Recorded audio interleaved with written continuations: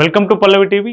హిందూ అమ్మాయిలకు ఎన్ని ఘటనలు జరిగినా కానీ వాళ్ళకి అసలు కనీసం ఆలోచన రావట్లేదు, అవగాహన రావట్లేదు, చైతన్యం రావట్లేదు. సో ఎందుకు ఇట్లా ట్రాప్లో పడిపోతున్నారో ఎవరికి అర్థం కావట్లేదు. కానీ కల్వకుర్తిలో మళ్ళొక హిందూ దళిత బాలిక ఒక ముస్లిం వలలో పడింది, ఆ ముస్లిం ట్రాప్లో పడింది. ఇప్పుడు ఇబ్బందులు ఎదుర్కొంటా ఉంది.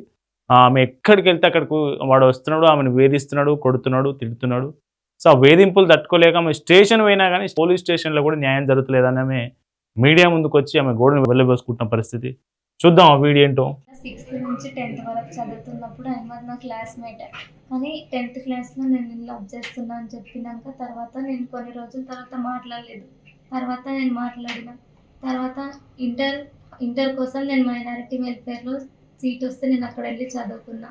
అదే హాస్టల్ నుంచి డ్రైవ్లో నేను కొత్తూరులో ఉన్న ఎంఎస్ఎన్ ఫార్మా కంపెనీలో జాయిన్ అయినా. అక్కడ జాబ్ వచ్చి జాబ్ ప్లేస్ బిట్స్ పిలాని యూనివర్సిటీలో ఢిల్లీ నుంచి డిగ్రీ ప్రిఫర్ చేస్తే నేను అక్కడ వెళ్ళిపోయినప్పటి నుంచి ఆయన నాతో గొడవ పడడం మొదలుపెట్టిండు. అంటే మేము చదువుకున్నది కాబట్టి నన్ను చూస్ చేసుకోదు హస్బెండ్గా, చదువుకొని జాబ్ చేస్తే ఆయనతో ఉంటుందని అప్పటి నుంచి నన్ను నువ్వు ఇలాంటివి చేయొద్దు, చదువుకోకూడదు, ఇంటికి వచ్చేసాయని టార్చర్ చేస్తుండే. అక్కడ ఉన్నప్పుడు కూడా వచ్చి నువ్వు వేరే వాళ్ళతో మాట్లాడుతున్నావు అనే అనుమానంతో హాస్టల్లోకి వచ్చి కొట్టిండు.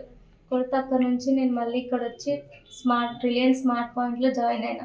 అక్కడ ఉన్నప్పుడు ఆయనది కల్వకుర్తి నుంచి రోజు ఈవినింగ్ టైం అయినా మధ్యాహ్నం టైం అయినా ఎప్పుడు టైం ఉంటే అప్పుడు వచ్చి ఫోన్ చూడడం, వచ్చి నువ్వు వీళ్ళతో ఎందుకు మాట్లాడినావు, ఏం అవసరంతో మాట్లాడినావు, ఈవెన్ ఫీమేల్స్తో మాట్లాడినా కానీ ఏం అవసరంతో మాట్లాడినావు, వాళ్ళు ఎవరితో మాట్లాడిపించినందుకు మాట్లాడినావని వచ్చి కొడుతుండే. స్టోర్లోనే అందరి ముందర కూడా కొట్టిండు. నాకు తెలిసిన వాళ్ళ దగ్గరికి వెళ్ళినా కానీ ఎవరితోనైనా చెప్పుకునే టైంలో నువ్వే నా ఎంట పడుతున్నావని ఉల్టా వేస్తుండే. అట్లా మా ఇంట్లో చెప్తా నేనే నీ పేరు అన్నప్పుడు చాలాసార్లు ఇట్లనే చేసిండు.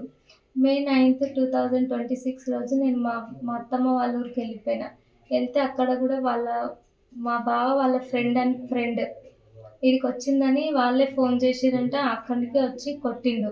నువ్వు ఎక్కడ వెళ్తున్నావు, ఎందుకు వెళ్ళినావు, బయటికి వెళ్ళొద్దు అని చెప్పినా కదా అని అట్లా ఎన్నోసార్లు వచ్చి కొట్టిండు. నేను హాస్టల్ ఉన్నప్పుడు నేను అహ్మద్ వచ్చి కొడుతుండని ముచ్చర్లపల్లిలో ఉన్నప్పుడు అహ్మద్ వచ్చి నన్ను కొట్టిండు. అట్లా 2 days వెంటనే వచ్చి కొట్టిండు. ఈయన ఎక్కడున్నా వెంటనే వచ్చి కొడుతుండు అన్నట్టుగా నేను ముచ్చర్లపల్లి నుంచి హైదరాబాద్ నా ఫ్రెండ్ దగ్గరికి వెళ్ళిపోయినా.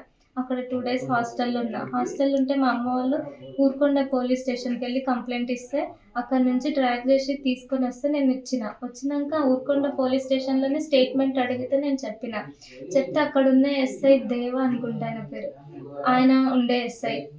ఇంకొక మేడం ఉన్నది, ఆమె స్టేట్మెంట్ రాసుకునేటప్పుడు నేను చెప్పింది రాస్తుంది కానీ ఎవ్రీ పాయింట్ ముందర నేను ఇది సార్ని అడిగి వచ్చి రాస్తా, ఇది రాయాలా వద్దా అని చెప్పి నేను చెప్పింది రాసిందా రాయలేదా అది నేను చూడలేదు. కానీ ఆమె రాసే ముందర సార్ని వచ్చి రాస్తా, ఇదంతా సార్ కూడా ఇదేం అవసరం లేదు, ఇంతవరకే ఉండని అని చెప్పిందంట.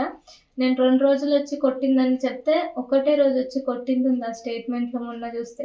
సార్ దగ్గరకు వచ్చినప్పుడు ఎగ్జామిన్ చేసిండు, అక్కడ కూడా చెప్పినాం కానీ ఇప్పటి వరకు అయితే ఏ యాక్షన్ కూడా తీసుకోలేదు. 10వ తరగతి నుంచే ప్రారంభమైనటి కథ. ఈ అమ్మాయిని లవ్ చేస్తున్నా అని అతను ప్రపోజ్ చేసినట్ట. ఎవరు అతని పేరు అంటే అహ్మద్.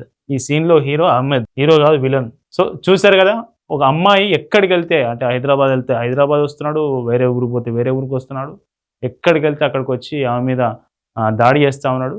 అట్లాగే ఫోన్ చెక్ చేస్తూ ఉన్నాడు తరువుగా, ఎవరితో మాట్లాడుతున్నావు, వాళ్ళతో మాట్లాడుతున్నావు, వీళ్ళతో మాట్లాడుతున్నావా, టెంపుల్కి వెళ్తా అంటే లేదు అట్లా టెంపుల్కి వెళ్ళొద్దు మనం అని చెప్తా ఉన్నాడు. సో ఏంటి పరిస్థితి? ఇట్లాంటి ఘటనల మీద ఎందుకు పోలీసులు కఠినంగా చర్యలు తీసుకోవడం లేదని హిందూ సంఘాల నాయకులు ప్రశ్నిస్తూ ఉన్నారు. సో దీనికి సంబంధించి న్యాయ వ్యవస్థ కూడా దీన్ని కఠినంగా వ్యవహరించాల్సిన అవసరం ఉంది దీని పట్ల. సో మనం చూస్తాం, ఉత్తరాదిలో చాలా రాష్ట్రాల్లో చూస్తున్నాం, అటు నాసిక్ కేసు కావచ్చు, మహారాష్ట్రలో అమరావతి కేసు కావచ్చు, కర్ణాటక కావచ్చు. సో చాలా చోట్ల లవ్ జిహాదులు జరుగుతూ ఉన్నాయి, మన తెలంగాణలో కూడా జరిగినాయి. సో ఇట్లాంటి కేసులు ఇంకా పెరిగిపోతున్న పరిస్థితి. వెంటనే పోలీసులు ఈ ఇష్యూలో ఇన్వాల్వ్ అయ్యి అహ్మద్ అనే వ్యక్తిని వాడి మీద కేసు నమోదు చేసి విచారణకు పిలిచి కఠిన చర్యలు తీసుకోవాల్సిన అవసరం ఎంతైనా ఉంది. సో ఈ లవ్ జిహాద్ మీద, ఈ ఘటన మీద, ఈ ఇష్యూ మీద మీరు మీ అభిప్రాయాన్ని కింద తెలియజేయండి. చూస్తూనే ఉండండి పల్లవి టీవీ.